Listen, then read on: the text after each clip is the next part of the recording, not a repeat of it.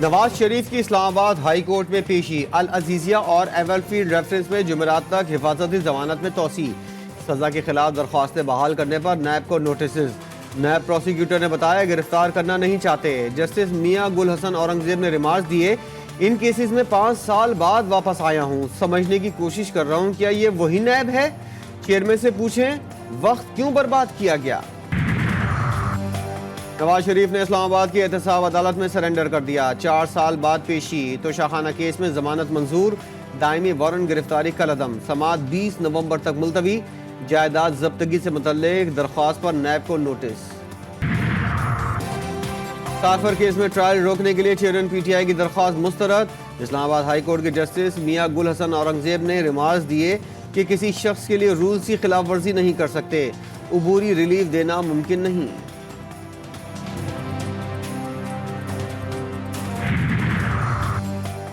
توہین election commission case, حکومت کا چیئرمین پی ٹی آئی کو الیکشن کمیشن نے پیش کرنے سے انکار، الیکشن کمیشن نے رواج دیے، وزارت داخلہ اگر ایک شخص کو سیکورٹی نہیں دے سکتا تو الیکشن کیسے کرائے گا؟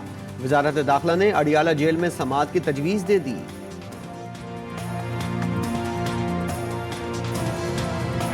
بلاول صاحب لیول پلینگ فیلڈ کی بات کر رہے ہیں، آپ سے پہلے پوچھا تو کیا واقعی لیول پلینگ فیلڈ نہیں دی جا رہی؟ لیکن لیول پلینگ فیلڈ کا ہمیں اعتراض نہیں کرنا چاہیے، کیونکہ پیپلز پارٹی کو کبھی بھی لیول پلینگ فیلڈ نہیں ملا۔ بلاول کو لیول پلینگ فیلڈ پر اعتراض نہیں کرنا چاہیے، یوسف رضا گیلانی کہتے ہیں پیپلز پارٹی کو لیول پلینگ فیلڈ کبھی ملی ہی نہیں۔ تحریک انصاف سے متعلق سوال پر سابق وزیر اعظم نے کہا فیصلہ عدالتوں کو کرنا ہے، ان کو ہی کرنے دیں۔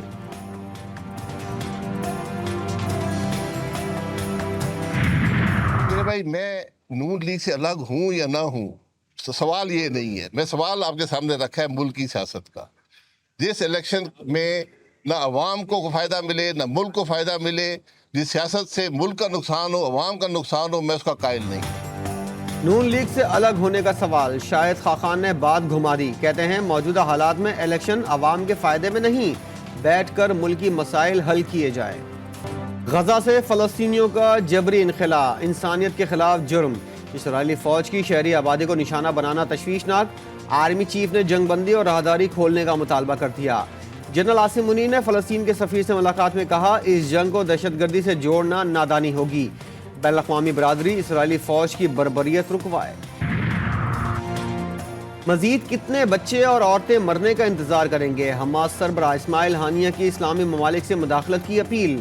اپنے ایک بیان میں اسماعیل ہانیہ نے کہا کہ اسرائیل غزہ میں قتل عام کر رہا ہے، عرب اور اسلامی ممالک سے اسرائیلی مظالم کے خلاف مداخلت کی اپیل کی ہے۔ امریکہ ایران سے اپیلیں کرنے لگا، مختلف فریقین کو غزہ جنگ میں توسیع سے گریز کا مشورہ دینے کی درخواست، ایرانی وزیر خارجہ نے بھی تصدیق کر دی۔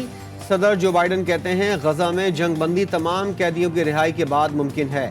فرانسیسی صدر کا دورہ تل ابیب۔ غوری ویپن سسٹم کی ٹریننگ لانچنگ کا کامیاب تجربہ، کمانڈر اسٹریٹجک فورس نے دفاعی صلاحیت میں اضافے پر انجینئرز اور سائنسدانوں کی خدمات کو سراہا، صدر وزیر اعظم اور سروسز چیفز کی بھی مبارکباد۔ CIA کا مالی بحران مزید شدید، ملک بھر میں آج بھی پروازوں کا شیڈول درہم برہم، 2 ہفتے میں 8 ارب روپے کا نقصان، فوری فنڈز دیے جائیں، قومی ایئر لائن حکام کی حکومت سے اپیل۔ شکارپور اور کشمور کے کچے میں آپریشن کی پلاننگ مکمل، وزیر اعلیٰ کی زیر صدارت گھوٹکی میں اجلاس، علاقے میں 14 گروپ ایکٹیو، بھنگوار اور تیغانی گینگ کا خاتمہ ترجیح، پولیس نے مزید 240 ملین روپے فنڈز کا مطالبہ کر دیا۔ جیسے ریٹائرڈ مقبول باقر کہتے ہیں ڈاکٹر ڈاکو صوبے کی بدنامی کا سبب ہیں، اب نتائج چاہیے۔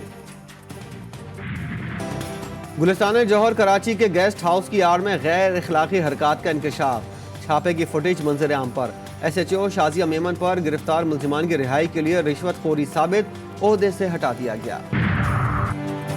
بالآخر سابق قومی کپتان مقدمہ جیت ہی گئے، انٹرنیشنل کرکٹ کونسل نے سلیم ملک کو کلین چٹ دے دی۔